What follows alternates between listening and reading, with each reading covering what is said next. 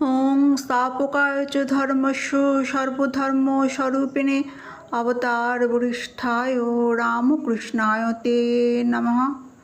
নমো শ্রী ভগবতে রামকৃষ্ণায় নমঃ। নমো শ্রী ভগবতে রামকৃষ্ণায় নমঃ।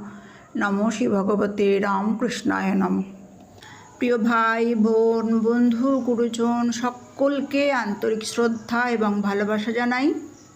আজকে আমরা শুনছি শ্রীরামকৃষ্ণ কথামৃত থেকে। এখানে ভগবান শ্রীরামকৃষ্ণ পরমহংসদেব একটি গল্প বলেছেন। সেই গল্পের মাধ্যমে আমাদের কি বোঝাতে চেয়েছেন সেটাই আজকে আমরা শুনব।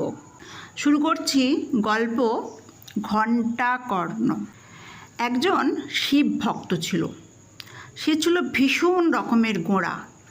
সে শিব পূজা করতো বটে, কিন্তু বিষ্ণুকে তার একেবারেই ভালো লাগতো না। বহু দিন ধরে শিবের আরাধনা করায় তার ভক্তির জোরে ভগবান শূলপাণি তাকে দেখা দিয়ে বললেন, দেখো বাবা, গোঁড়ামি ভালো নয়, গোঁড়ামি ত্যাগ করো।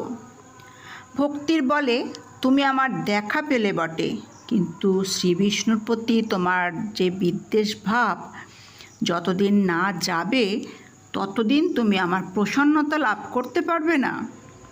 এই বলে ভগবান মহাদেব চলে গেলেন।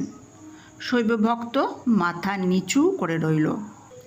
কিন্তু শিবের কথাতেও তার ভক্তের মন থেকে বিষ্ণুর প্রতি বিদ্বেষ ভাব গেল না।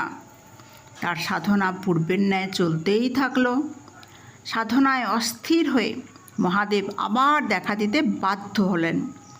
কিন্তু এবার ভগবান অর্ধেক ঘর ও অর্ধেক হরিমূর্তিতে তার নিকট আবির্ভূত হলেন। হরের এই অর্ধমূর্তি দেখে ভক্ত অর্ধ আনন্দিত হলো। ইষ্টদেবতার পূজা করতে গিয়ে সে ভীষণ বিপদে পড়ে গেল।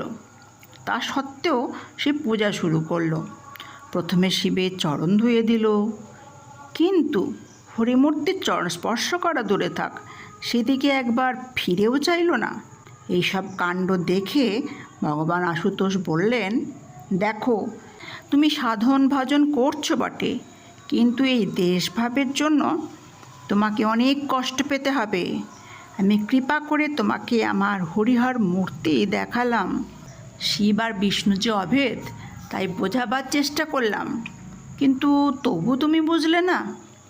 এই বলে ভগবান বিরক্ত হয়ে সেখান থেকে চলে গেলেন। ভগবান মহেশ্বরের বোঝানো সত্ত্বেও সেই ভক্ত গোঁড়ামি ছাড়ল না, বরং তার গোঁড়ামি বেড়েই চলল। এরপর সে এক গ্রামে গিয়ে বাস করতে লাগলো। ক্রমে গ্রামের লোকেরা তাকে চিনতে পারল। শেষে এমন অবস্থা হলো যে তাকে দেখলেই গ্রামের ছেলেরা হরি হরি বলতো আর হাততালি দিত। তখন উপায় না দেখে সে নিজের দোকানে দুটো ঘণ্টা ঝোলালো, এবং যখনই কেউ হরিনাম করত অমনি সেও তার মাথা নেড়ে সজোরে ঘণ্টা বাজিয়ে দিত। ঘণ্টার শব্দে হরিনাম আর তার কানে যেত না। এরপর থেকে লোকে তাকে ঘণ্টাকর্ণ বলে ডাকত।